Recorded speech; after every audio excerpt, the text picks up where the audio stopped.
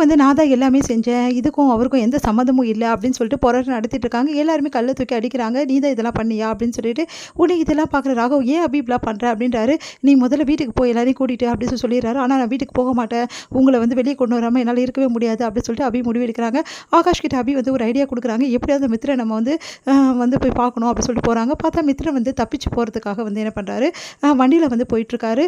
அப்போ வந்து பார்த்துடுறாங்க, ஐயோ மித்ரன் தப்பிச்சு போகிறதுக்கு எங்கேயோ போகிறாரு ஊருக்கு, அதனால் விடக்கூடாது, மித்ரனை எப்படியாவது ஃபாலோ பண்ணணும். பின்னாடியே என்ன பண்ணுறாங்க, நம்ம அபியும் வந்து ஆகாஷும் வந்து ஃபாலோ பண்ணுறாங்க அவங்கள. அதுக்கப்புறம் சேஸ் பண்ணி அவங்கள பிடிச்சிடுறாங்க. அந்த டைமில் இவங்க இதுக்கப்புறம் வந்து இங்கே இருந்தால் வேலைக்கு ஆகாது, இவங்க கிட்ட மாட்டினா அப்படின்னு சொல்லிட்டு விவேக் என்ன பண்ணுறாரு, நிறைய ரவுடிஸ் எல்லாம் அவங்க கூட அனுப்பிச்சிடுறாரு. மாட்டிக்கினார்னா அவ்வளோதான், பெரிய பிரச்சனை ஆகிடும், அதனால் வந்து அவங்கள க்ளோஸ் பண்ணிவிடுங்க அப்படின்னு சொல்லிடுறாங்க அவங்களுக்கு ரவுடிஸ் கிட்ட. அதனால் மித்ரனை வந்து பிடிச்சு வந்து என்ன பண்ணுறாங்க, அடிச்சிட்ருக்காங்க. அந்த டைமில் கரெக்டாக ஆகாஷ் என்ன பண்ணுறாரு, போய் ரவுடிஸ்கிட்ட சண்டை போட்டு மித்ரனையும் அவங்க பொண்ணையும் காப்பாற்றுறாரு. இந்த சூழ்நிலை அங்கே ரவுடிஸ் எல்லாமே வந்து சண்டை போடும்போது மித்ரனை என்ன பண்ணுறாங்க, கடுமையாக தாக்கிடுறாங்க. இதனால் மித்ரனுக்கு ரொம்ப அடிபட்டுடுது. என்ன பண்ணுறது தெரியாமல் தவிக்கிறாங்க. நம்ம வந்து அபி அவ்வளோதான், மித்ரனை காப்பாற்ற முடியாது, என்ன பண்ணுறதுன்னு மித்ரன் வந்து சொல்கிறாரு, நீ கவலைப்படாதம்மா, நான் வந்து கொஞ்ச நேரம் தான் உயிரோடு இருப்பேன், அது வரைக்கும் வந்து நான் ஸ்டேட்மெண்ட் கொடுத்துட்றேன், என்னை எடுத்துக்குமா, ஸ்டேட்மெண்ட்டை எடுத்துக்கோ, நான் பேசுறதெல்லாம் அப்படின்றாரு. அதை ரெக்கார்ட் பண்ணுறாங்க. இங்கே இதை எடுத்துன்னு போய் கொடுமா, கண்டிப்பாக உன் புருஷனை நீ காப்பாற்றிடுவேன் அப்படின்னு சொல்லிட்டு மித்ரன் மயக்கம் அடைகிறாரு. ஹாஸ்பிட்டலுக்கு கூட்டின்னு போங்கன்னு சொல்லிட்டு அவங்கள அமுச்சிட்டு வந்து இங்கே என்ன பண்ணுறாங்க, அபி வந்து கிளம்புறாங்க. இங்கே என்ன பண்ணுறாங்க, அவங்க கிட்ட வந்து ஜட்ஜி வந்து கேட்குறாங்க, உங்களுக்கு யாரும் இல்லையா சப்போர்ட் பண்ணுறதுக்கு, உங்களுக்கு வந்து கேஸை வாதாடுறதுக்குன்னு. எனக்கு யாரும் இல்லைங்க, நான் சொல்கிறதெல்லாம் உண்மை, எனக்கும் இந்த கேஸுக்கு எந்த சம்மந்தமும் இல்லை அப்படின்னா எந்த வந்து வக்கீலும் வந்து இவங்களுக்கு வந்து ஆஜராக மாட்டாங்க இந்த கேஸில் அப்படின்னு நம்ம சொல்லிடுறாங்க. அதனால் வந்து சரி இப்போ என்ன சொல்கிறீங்கன்னு நாங்கள் ஒத்துக்கலைங்க அப்படின்றாங்க. அப்போ கூட வந்து நீங்கள் தான் எல்லாமே பண்ணீங்கன்னு சொல்லிட்டு இதில் ப்ரூவ் ஆகிருக்கு, உங்கள் தரப்பில் எந்த வந்து ப்ரூஃபும் நீங்கள் சப்மிட் பண்ணலை, அதனால் உங்களுக்கு நான் தண்டனை வந்து உறுதி ஆயிடுச்சு உங்களுக்கு அப்படின்னு சொல்லிட்டு தண்டனை கொடுக்கறதுக்காக சொல்ல வராங்க. கரெக்டாக அபி வந்துடுறாங்க. அபி நிறுத்துங்க அப்படின்றாங்க. எல்லாருமே ஆச்சரியப்படுறாங்க.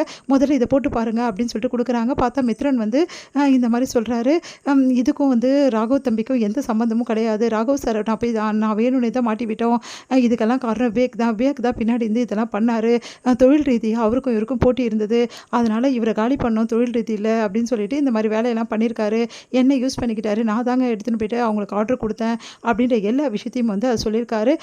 இது வந்து ஒரு மனுஷன் வந்து இறக்கும் தருவாயில் சொல்கிற எல்லா விஷயமும் உண்மைதான், அதை வந்து கோர்ட்டே வந்து ஏற்றுக்கும் அப்படின்னு சொல்லிட்டு சொல்லிடுறாங்க. அதனால் வந்து விவேக்கை வந்து அரெஸ்ட் பண்ணுங்க அப்படின்றாங்க. விவேக்கை வந்து அரெஸ்ட் பண்ணுறாங்க. இங்கே வந்து என்ன பண்ணுறாங்கன்னா ரொம்ப சந்தோஷப்படுறாங்க. அப்படியே ஓடி போய் ராகவை கட்டிக்கிறாங்க.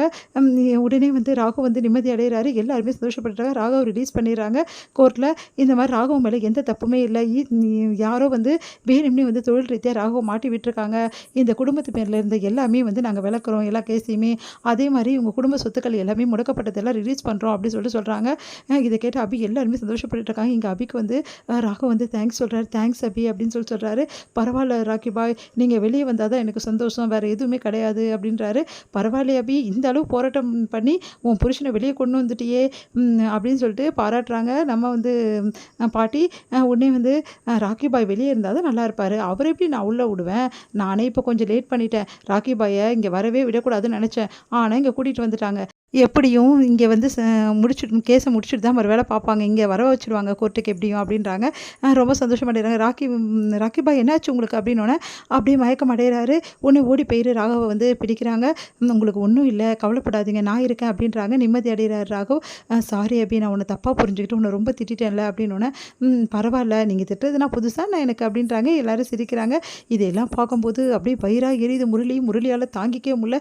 இப்படி நடந்துருச்சே, மறுபடியும் வந்து இவன் வெளியே வந்துட்டானே அப்படி சொல்லி டென்ஷன் ஆகிறாங்க. இங்கே வந்து என்ன பண்ணுறாங்கன்னா அரெஸ்ட் பண்ணுறாங்க விவேக் அரெஸ்ட் பண்ணி கூட்டிகிட்டு வராங்க. விவேக் வந்து செமையாக டென்ஷன் ஆகிறாரு. இப்படி நடந்துருச்சே அப்படின்னு சொல்லிட்டு உடனே வந்து இங்கே என்ன பண்ணுறாங்கன்னா வீட்டுக்கு கூட்டின்னு வராங்க. நம்ம ராகவ வெளியே நில்லுப்பா அப்படின்னு சொல்லிட்டு சுந்தரி வந்து ஆரத்தி எடுக்கிறாங்க. ஐயோ நீ இல்லாமல் நான் எப்படிலாம் தவிச்சு போயிட்டேன்னு தெரியுமாப்பா, என்னால் தாங்கிக்க முடியலப்பா. சுந்தரி அப்படியே ஓவராக நடித்து கொட்டுறாங்க. இதெல்லாம் பார்க்கும்போது வந்து அப்படியே முரளி வந்து நான் ஜாலியாக இருந்தாங்க, இப்போ நான் நடித்து கொட்டுறாங்க, மறுபடியும் வந்துட்டானே இப்படியே போயிடுவான்னு நினச்சேன், அபிச்செல்லும் நம்மளோட செல்லமாயிடும் நினச்சேன், இப்படி நடந்துச்சு அப்படின்னு சொல்லிட்டு முரளி அப்படியே பார்த்து முறைக்கிறாரு. ராகவ் வந்து தாங்கி பிடிச்சி ரொம்ப சந்தோஷமாக வந்து அப்படியே உள்ளே கூட்டிகிட்டு வராங்க. இதெல்லாம் பார்க்குற முரளிக்கு வயிறாக எரியுது. இதெல்லாம் முடியுது.